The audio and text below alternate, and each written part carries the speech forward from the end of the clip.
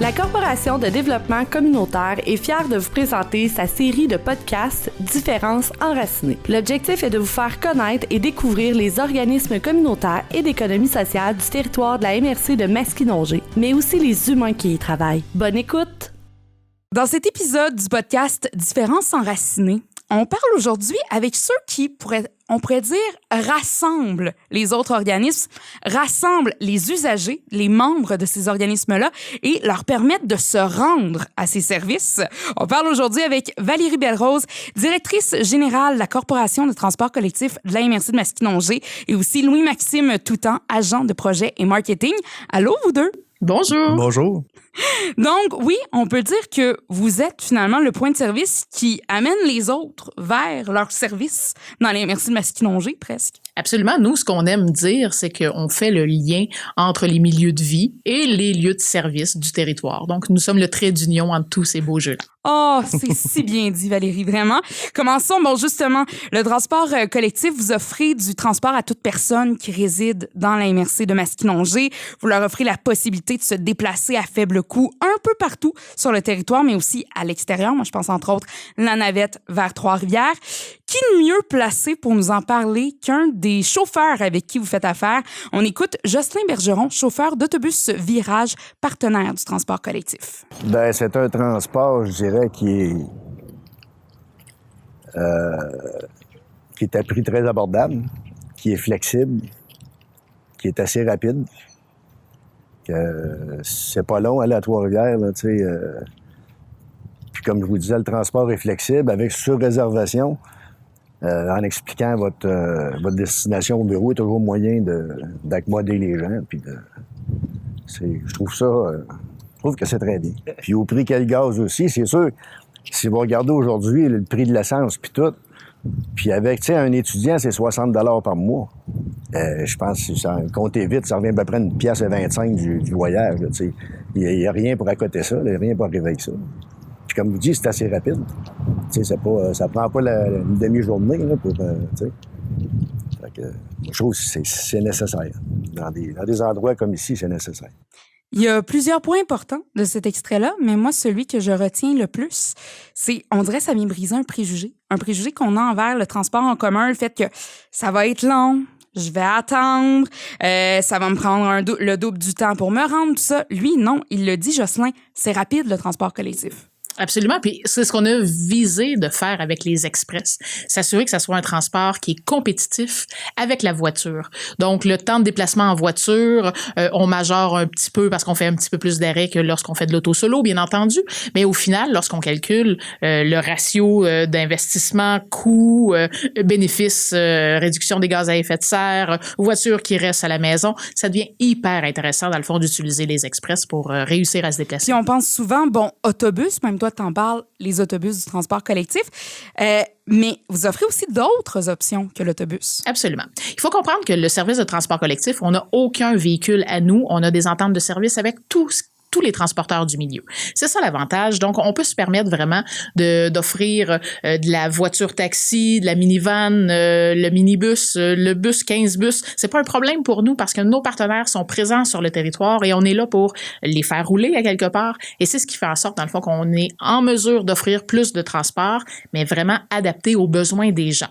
Donc, on a accès à divers types de véhicules, divers formats. Donc, un petit groupe, une personne, un groupe de personnes, on est en mesure de répondre aux besoins. Donc, nous, on part à la base à partir du besoin des gens et c'est de cette façon-là qu'on coordonne le transport. Donc, principalement, on fonctionne avec les taxis pour les déplacements plus disons, locaux, on va faire du porte-à-porte, exactement. Lorsqu'on se retrouve à avoir plusieurs personnes qui se déplacent, ce qu'on fait, tout simplement, c'est qu'on met en place un autobus. Donc, quand on a une masse critique assez importante pour que les gens puissent se déplacer, bien, à ce moment-là, on implante un service d'autobus. Bien, on l'a vu depuis les dernières années. Je pense, entre autres, au lancement de la ligne à Saint-Alexis-des-Monts. Ça doit être parce qu'il y avait un besoin, vous l'avez vu, et là, vous vous êtes dit, OK, là, un autobus serait nécessaire de ce côté-là. Absolument. Donc, pour répondre aux besoins qui étaient exprimés, c'était nécessaire de mettre en place ce véhicule-là qui était en place. Donc, automatiquement, là, le transport, on est là pour s'adapter vraiment à l'ensemble des possibilités que nos transporteurs nous permettent et répondre aux besoins de la population. Faut dire qu'un des points communs aussi, je trouve, de la majorité des organismes à qui j'ai pu parler jusqu'à présent, c'est celui de briser l'isolement. Hein? C'est briser l'isolement des gens, d'être rassembleurs. Et dans votre cas, la Corporation de transport collectif, les exemples sont assez nombreux. Je pense entre autres avec les copas. Il y a des aidants naturels aussi qui peuvent prendre votre transport. Est-ce que vous avez des exemples concrets comme ça à nous donner? En fait, c'est que le podcast sera pas assez long. Donc, faudrait... Tu as été capable de nous résumer ça en pré-entrevue, là. Donne-nous quelques petits exemples comme ça. Donc, la beauté de la chose, c'est de briser l'isolement. C'est vraiment ce qui nous tient à cœur. Donc, on met toujours l'usager au cœur de nos décisions. Puis, on a différentes personnes qui ont, dans le fond, au cours des... Cette année, le transport va avoir 18 ans, donc en 2022. Fait qu'au cours de sa majorité, on a vu beaucoup de gens qui ont fait appel à nos services, que ce soit pour aller à la clé en éducation populaire, pour aller apprendre à lire et écrire. Après ça, aller chercher des services à l'Avenue Libre, pour les proches au gyroscope, d'aller au SANA. Donc, l'ensemble des organismes est en collaboration avec le transport collectif parce qu'on travaille avec leur clientèle, puis c'est un peu comme ça qu'on réussit à briser l'isolement. On va avoir des femmes qu'on va emmener au centre de femmes, découvrir de nouveaux ateliers, finalement découvrir de nouvelles ressources, puis de se faire de nouvelles amies. Donc, c'est la beauté de la chose. On est un acteur qui triangule avec l'ensemble des organisations. Et l'isolement, c'est à tout âge. Donc, les jeunes qui ont besoin d'aller travailler, on est là pour eux. La maman qui est à la maison, donc, elle aussi, elle a besoin peut-être qu'il y a le conjoint qui est parti avec la voiture, donc elle est seule à la maison. Ça aussi, on l'a vécu.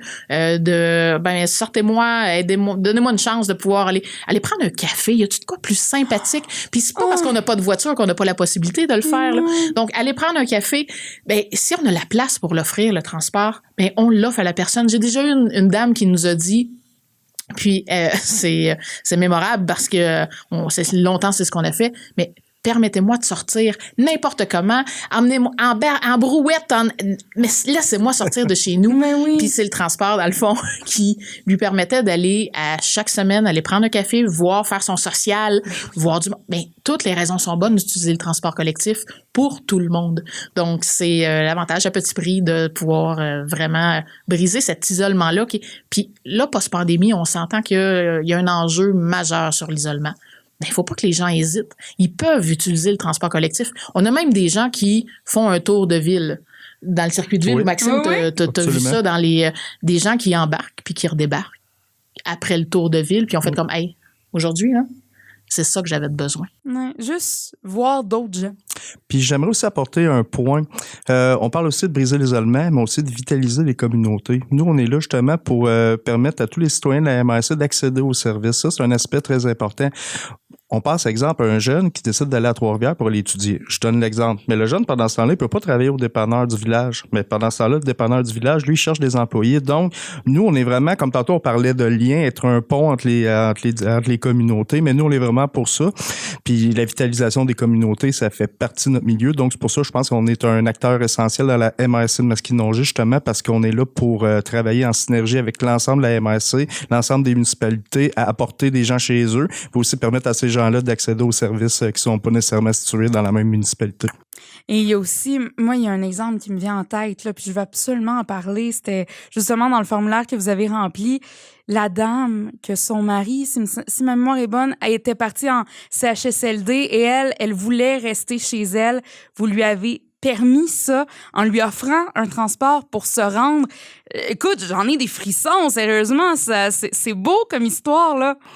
Sans nommer le nom de la dame en question par politesse, mais oui, absolument, cette dame-là a pu rester dans sa communauté, a pu rester dans sa municipalité tout en allant voir son mari ici en l'occurrence au CHSLD, à Avelin-d'Alcourt, à Louisville, même si elle habitait dans une autre municipalité de la MRC. Donc, non seulement elle peut utiliser nos services pour venir voir son mari, mais aussi, ce qui est important là-dedans, tantôt je reviens sur la vitalisation des communautés, ça lui a permis de rester là. Mais tu sais, les quelques années qu'elle reste là, c'est du bénévolat qu'elle fait, c'est de l'implication, c'est le fait simplement de le fait qu'elle habite encore là, ça peut aussi représenter pour la municipalité un avantage. Donc, on est là pour ça, vraiment tisser les liens entre les communautés.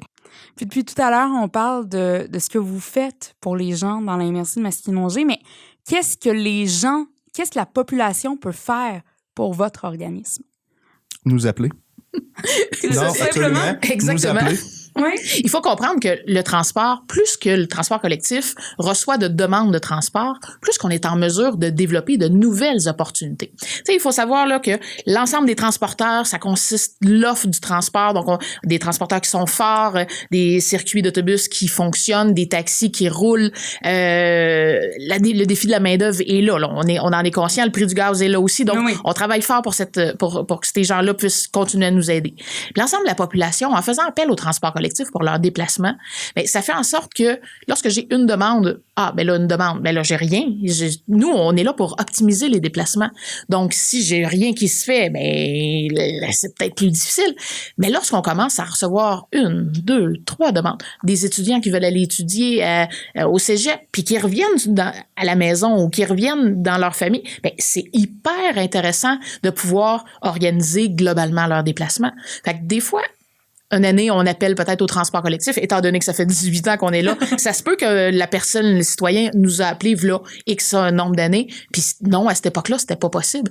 Mais aujourd'hui, le champ des possibilités est immense au transport. Et ça se peut des fois qu'on réponde pas à tous les besoins parce que c'est sûr que c'est pas comme avoir sa voiture, bien entendu, là. Mais il faut se déplacer parfois vers un point. On fait du porte-à-porte. On organise cette mobilité-là autour des besoins de la personne.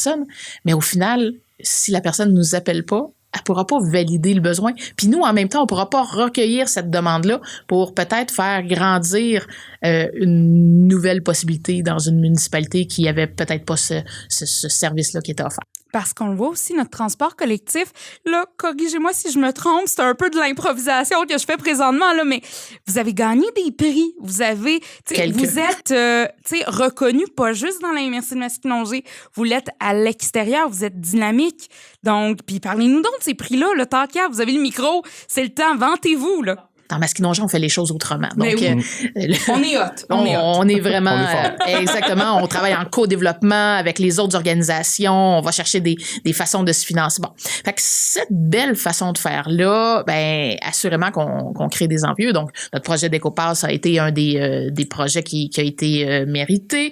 Lou Maxime, c'est notre chercheur de potentiel ou ce qui met le full spot sur nos initiatives. On a été avec le Jalon Montréal. Oui, Jalon Montréal. On a le prix Guy Chartrand aussi, qu'on a remporté le coup de cœur. Oui, absolument. Mais ça, c'est ce qui est important, c'est des prix qu'on a, tu sais, ailleurs, je pense que le bel exemple, c'est le prix Jalon. Dans notre catégorie, on avait quand même des compétiteurs qui étaient impressionnants. On avait des sociétés de transport de Montréal, sociétés de transport des Outaouais. Écoute, on n'en revenait pas. On s'est dit, mais le travail qu'on fait, le rayonnement qu'on a demandé et qu'on a eu, mais si eux le reconnaissent, c'est qu'on doit faire les choses bien à quelque part. On est quand même efficace. Hein? C'est reconnu par nos pairs.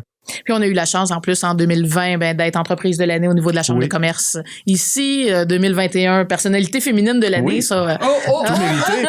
On lance les fleurs. La récipiendaire du prix n'était pas au courant d'ailleurs, je tiens à le souligner. Donc, je tiens à souligner le travail de l'équipe aussi pour. Oui, vraiment, ils ont réussi à m'avoir et moi, il n'y a pas grand-chose dans la vie que je sais pas. Et ça, celle-là. T'es au courant. Il faut justement être au courant de ce qui se passe dans notre région et c'est un peu ça le but du podcast Différence enracinée, c'est de savoir c'est quoi les organismes sur notre territoire, ils servent à quoi, qu'est-ce qui les différencie, qu'est-ce qui les réunit aussi, qui travaillent ensemble. C'est ça la beauté de la chose, on en a tellement sur notre territoire, on est une belle MRC, puis c'est important de le souligner aussi. Absolument. Puis cette initiative-là, elle permet de rapprocher, dans le fond, des gens qui peut-être font comme, ben, je sais que ça existe du transport. J'ai vu un autobus passer. Mais je le sais que ça existe, puis, hey, je pourrais peut-être proposer ça à mes enfants au lieu de faire maman, papa, taxi. Ouais. Ça, tu parles à bien des parents, ça, je pense. Exactement. Avec ça. Après ça, ben, on est souvent des aidants naturels, donc de nos proches parents. Ben, au lieu de manquer plus longtemps d'ouvrage, est-ce que je peux coordonner un rendez-vous médical avec un aller avec le transport collectif, puis on amène grand-maman chez le médecin, puis on ira dîner, puis on reviendra à la maison après. Ben, est-ce qu'on peut coordonner ça? Ben oui, c'est possible. Le transport, on est là pour aider les gens de tout Atagabi, là. Et aussi, fait qu'on réussit à faire vraiment de grandes choses. Quand on appelle chez vous, pas juste dire « Hey, j'aurais besoin d'un transport à telle place », expliquer votre situation. Tu sais, de prendre le temps de dire « Regardez, moi, je veux me rendre à tel endroit, c'est pour telle raison. » Tu sais, justement, un rendez-vous, si, ça. Est-ce qu'il y a moyen de coordonner tout ça ensemble? Puis, vous connaissant, je suis sûre que vous allez avoir l'idée de génie qui va faire en sorte que ça arrive. Les gens sont pas des numéros, on travaille avec eux, on a une bonne connaissance de comment qu'ils vivent, c'est quoi leurs enjeux. Tu sais, on vit avec la population qui utilise le transport, l'ensemble des étapes de vie, donc d'une naissance, donc du prénatal au dernier grand voyage, on en fait des choses entre les deux, on accompagne les gens dans la maladie, on accompagne dans les succès, dans les loisirs, dans le travail, tout ça est là. Puis nous, on a une fine connaissance des besoins des gens, puis au final aussi, on s'organise de travailler avec ceux qui... Chez nous, on appelle ça des générateurs de déplacement. Donc, on va travailler avec ceux qui font en sorte que les gens se rendent chez eux. On va travailler avec une entreprise, on va travailler avec le CIUS, un département précis en oncologie, pour la dialyse, pour la cardiologie. On travaille avec partout ce que les gens vont pour faire comme « Hey, saviez-vous que il y a des gens qui se déplacent en transport collectif? » Puis, lorsque les gens prennent un rendez-vous, ben ils leur disent, ben moi, je suis en transport collectif. Ben oui, pas de problème, on le sait, on connaît le service. Fait qu'on a fait tout ce travail terrain-là avec les années pour bien camper, que les gens se sentent à l'aise de dire, hey, moi, j'utilise le transport collectif, puis j'aurais besoin d'un rendez-vous entre telle heure et telle heure pour réussir de faire. Ben oui, c'est faisable, c'est possible. Il y a même des endroits qui savent que systématiquement, quelqu'un en transport collectif, parfait, je te donne ton rendez-vous entre telle heure et telle heure, tu vas réussir d'avoir ton aller-retour dans une courte période. On a travaillé avec les gens du milieu, une secrétaire, une réceptionniste, la fille qui prend les rendez-vous, le gars qui donne ce rendez-vous-là, ben, pour être sûr que ça soit simplifiant pour les gens. Donc, on travaille vraiment pour que ça facilite le travail à tout le monde. Ben, je pense que c'est une belle façon de terminer ce podcast ensemble. Merci beaucoup pour votre temps. Valérie Belle-Rose, directrice générale... Je t'apprends ça.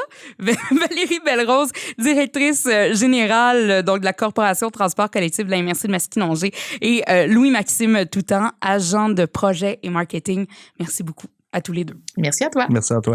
Alors, dans cet épisode du podcast Différences enracinées, on a voulu réunir nos transports qu'on a dans la région. Malheureusement, on n'a pas pu les réunir les deux en même temps. Par contre, on trouvait ça super important de parler du transport adapté de la MRC de Masquinongé. Et justement, on en jase avec Guylaine Groslot, directrice générale du transport adapté. Bonjour, Guylaine. Bonjour. Guylaine, vous êtes un organisme qui offre du transport sur le territoire de la MRC de Masquinongé, le transport adapté. Vous êtes présent pour les personnes handicapées depuis maintenant plus de 40 ans, oui, soit depuis 1982. On s'en doute quand même, mais concrètement, en quoi votre service se différencie de celui du transport collectif? D'accord. Premièrement, notre clientèle n'est pas la même. Le transport collectif, lui, fait de toute personne de 0 à 100 ans, si on veut, tandis que le transport adapté est vraiment pour une clientèle spécialisée. On doit être handicapé permanent pour pouvoir prendre le service du transport adapté. Le transport adapté, c'était une histoire un peu qui a commencé avec l'Association des personnes handicapées. Mm-hmm. L'Association des personnes handicapées a été fondée en 1978 et en 78, on s'est rendu compte qu'il y avait un manque flagrant de transport pour les personnes handicapées. Donc, l'Association des personnes handicapées, l'APHM, a formé le transport adapté. Donc, le transport adapté est venu au monde grâce à l'APHM. Donc, le TACM a vu le jour en 82. Donc, ça fait 40 ans cette année que nous existons. Puis, c'est les chauffeurs avec qui vous faites affaire. Bon, est-ce que c'est vraiment des chauffeurs expérimentés là-dedans? J'imagine que ça prend une certaine formation quand on est chauffeur de transport adapté? Certainement.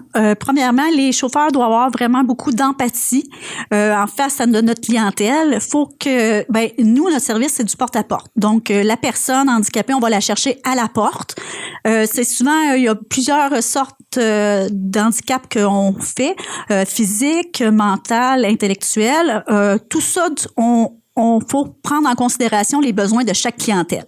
Donc, nos chauffeurs sont formés très bien pour comment les attacher, tout ça, puis pouvoir faire des transports sécuritaires. Puis, la formation, c'est certain que nous, nos chauffeurs, ça fait quand même un petit bout qu'ils sont avec nous. On a la chance de pouvoir connaître tous nos usagers. Donc, on sait leur nom, on sait qu'est-ce qu'ils aiment, qu'est-ce qu'ils n'aiment pas.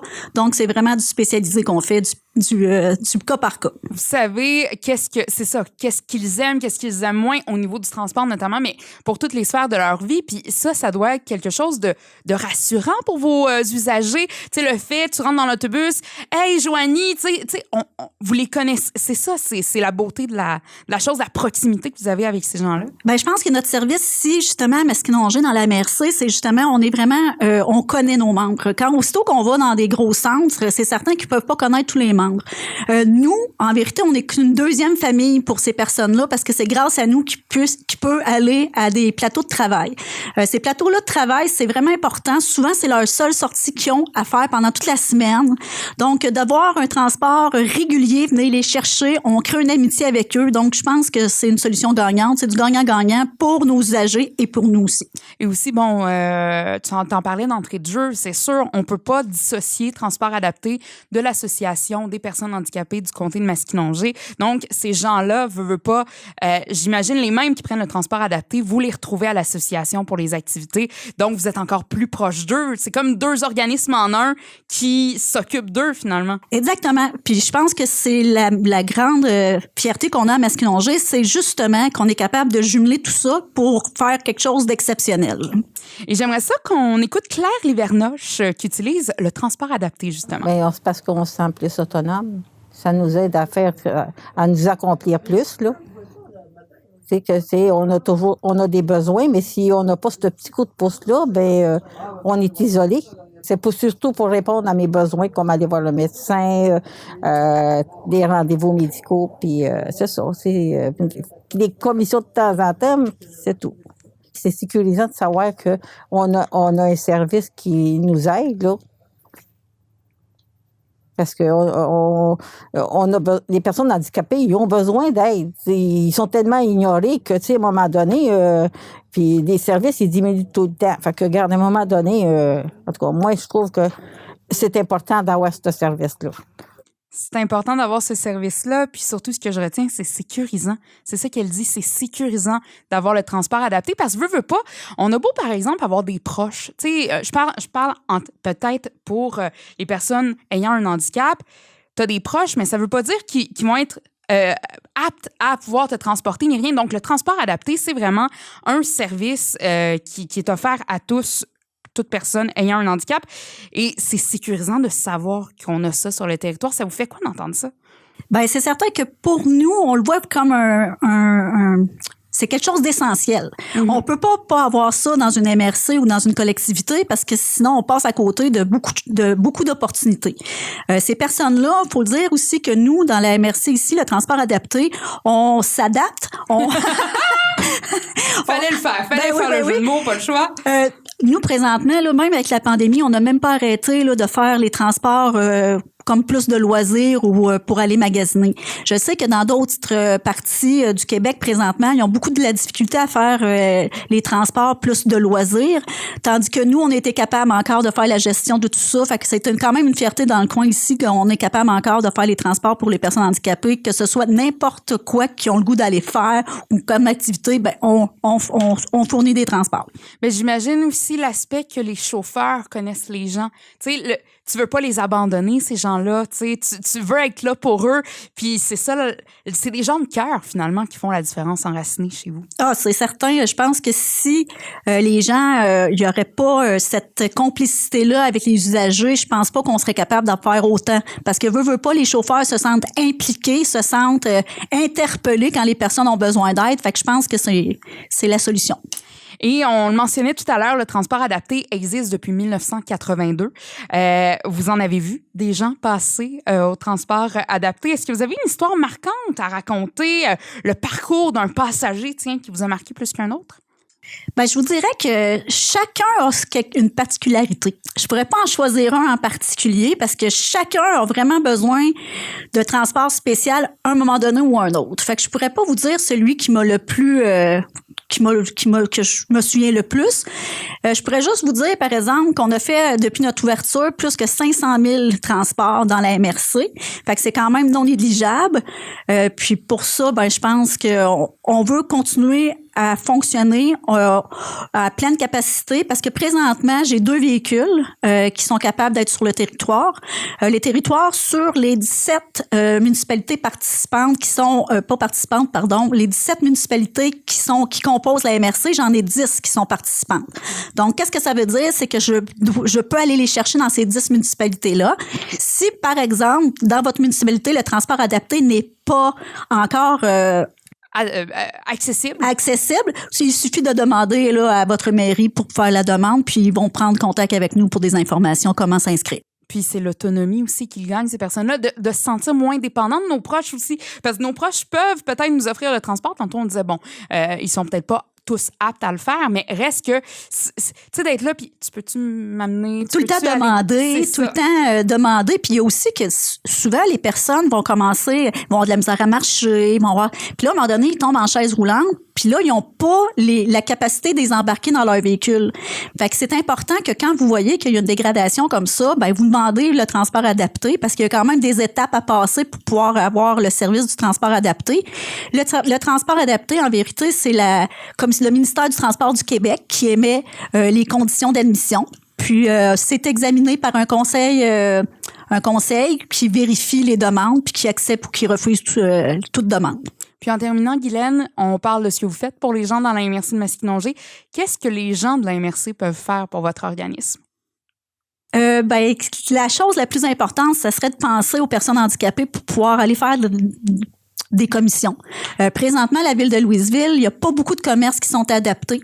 Donc, on a beaucoup de travail à faire ici parce que s'il y a des gens qui veulent aller acheter des vêtements, c'est quasiment impossible. On doit aller vers Trois-Rivières. Fait que ça serait quand même bien de pouvoir là, être plus inclusif là, à Louisville. Puis corrige-moi si je me trompe, c'était pas ici qu'il n'y avait pas eu peut-être que je me trompe totalement, là, mais le maire de Louisville, il n'avait pas été en chaise roulante ou un de nos députés, il avait essayé justement d'aller sur les trottoirs, tout ça, puis même lui, il l'avait vu. Mon Dieu, on n'est pas adapté pantoute, là. Exactement. Ben ça avait été fait avec la collaboration de Bail Mauricie, il y a environ 3-4 ans. Bail Mauricie, c'est un organisme qui aide justement les gens à trouver des endroits qui sont adaptés pour qu'ils puissent aller faire les commissions-là et aussi il aide les gens pour pouvoir trouver des logements qui sont adaptés. On avait fait une petite séance ici à Louisville. On avait les députés dans le temps avec le maire, puis on les avait fait soit en chaise roulante, bander les yeux, toutes des choses comme ça pour qu'ils puissent réaliser comment c'est difficile à Louisville d'avoir des services. Donc oui, c'était un bon exemple pour les gens d'ici. T'en parlais, puis là, je me souvenais, j'étais comme ça, on l'a fait. Puis il me semble, justement, le résultat, ça avait été, on peut s'améliorer encore. Donc, peut-être d'avoir beaucoup de gens qui font la pression. Mon Dieu, j'ai failli, hein? Donc, d'avoir des gens qui mettent de la pression, peut-être, sur, oui, sans dire les commerçants, mais sur la ville pour l'urbanisme, puis tout ça, ils devraient quand même peut-être les mettre dans les conditions pour les nouvelles bâtisses ou des choses comme ça. Bien, Guylaine Groslot, directrice générale du transport adapté de la MRC de Masquinongé, merci beaucoup pour ton temps.